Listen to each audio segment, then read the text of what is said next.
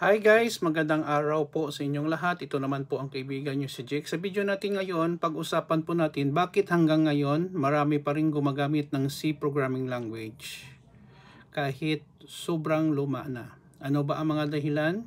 At sa panganahon ngayon, 2025, dapat pa bang pag-aralan ang C language? Kung bago lang kayo sa page ko dito sa Facebook, paki-like lang po, follow me here sa YouTube channel nakin, Jake Pomperada, paki-subscribe lang po. Maraming salamat po guys sa inyong walang sawang pagsuporta sa akin. Kung wala kayo, wala din ako dito. Okay. There are thousands of programming language na ginawa ng tao, no, dito sa mundo. Pero may isang programming language sinulat, ginawa ni Dennis Ritchie na namatay na, no, way back 2011. Ang C programming language hanggang ngayon ay patuloy pa rin ginagamit sa buong mundo.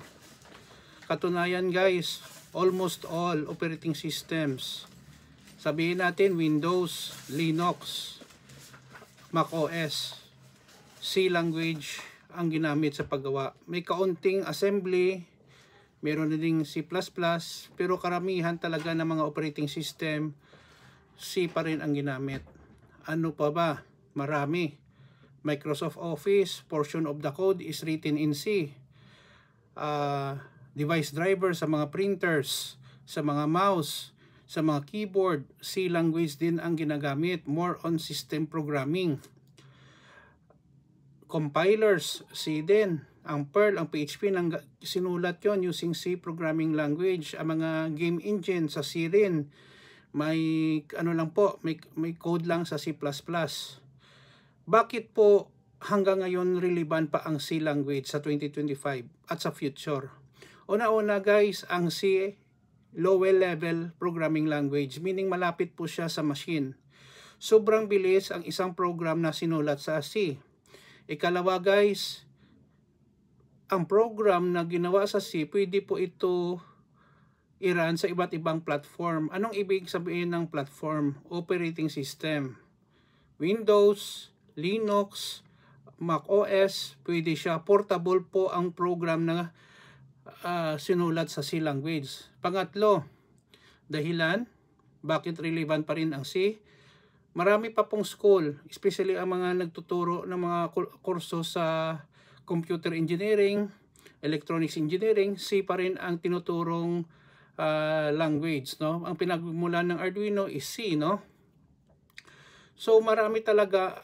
Pang-apat na dahilan guys, no, idagdag ko na lang, maraming libre na mga compiler sa C.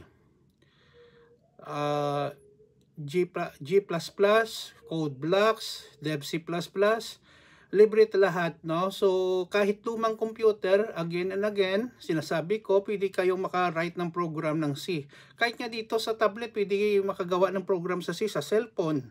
So in terms of relevance, in terms of availability ng mga trabaho, kung C programmer ka, hanggang ngayon marami pa rin.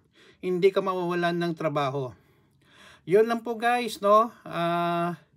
Bakit ang C hanggang ngayon still survival, no? Bakit still ginagamit ang C programming? Relevant pa ba ang C programming sa ngayon? Simpleng sagot, yes. Thank you very much sa inyong panonood sa aking page, no, sa aking mga videos sa YouTube at saka sa Facebook. Paki-follow lang po guys, no, kung gusto nyo ating video, no.